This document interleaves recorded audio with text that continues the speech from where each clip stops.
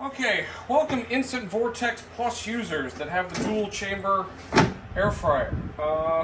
Ours decided to go on the fritz the other day and saying that the basket was not inside and closed. Now apparently this is a common issue, so I'm going to plug this little turkey in to show you what it does when it's on and what the error is that you've probably all seen. It says closed basket, even though the basket is closed. So, another person made a video. I'll put his link up here in the video so you can actually see it. But the problem is, taking this thing apart is not easy. So if you dare to do this, be prepared that it is a knuckle buster, and you definitely want to use like some pry tools. I got these at Harbor Freight for a couple bucks.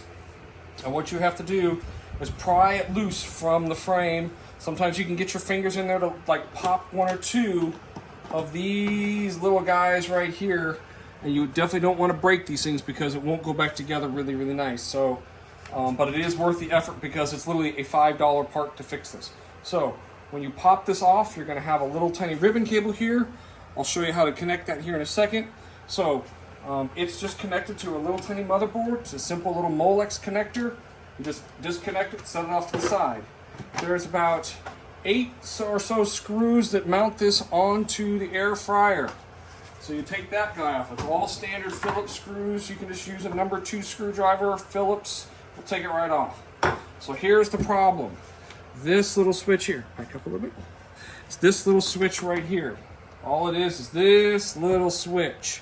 So what happens is the little contact point inside of the switch goes bad. Even though the little lever that triggers it goes up and down is fine. This is not the problem, it's the actual switch. So all it takes is taking this guy off, ordering a $5 Amazon part. I'll put the link in the description below, and swapping it out. So all it takes is just a couple of quick screws and maybe like a pair of pliers to yank the mount off, to take the little clips off that are very similar, like speaker wires. You take this little screw here loose. This has got like a little nub on it to kind of help hold it in place. That comes off. Take a set of little pliers, yank free. Just remember which wire goes where. The white one is on the bottom for mine. It might be different on yours. Turn it around. Plug the white guy on. Plug this guy in. Make sure you're unplugged, please. Don't want to electrocute yourself.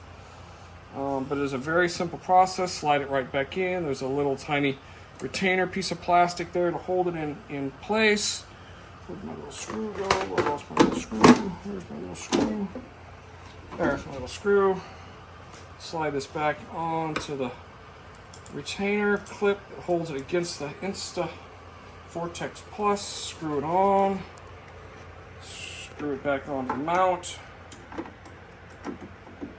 As you can see, this is not very difficult.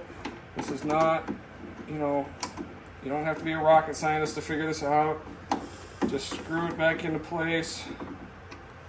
Okay, so I'm just going to put a little clip in. Now see, as you look on the board here, this is all it goes into, is that little clip right there. Just like a computer part, clip it into place.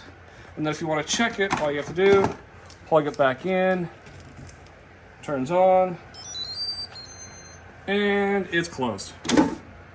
Closed basket, closed. That's all it is. So what I'm going to do is I ordered 2 of these guys. I'm going to go and replace both of them and save this other one here as a good one for maybe later on. But that should fix your problem.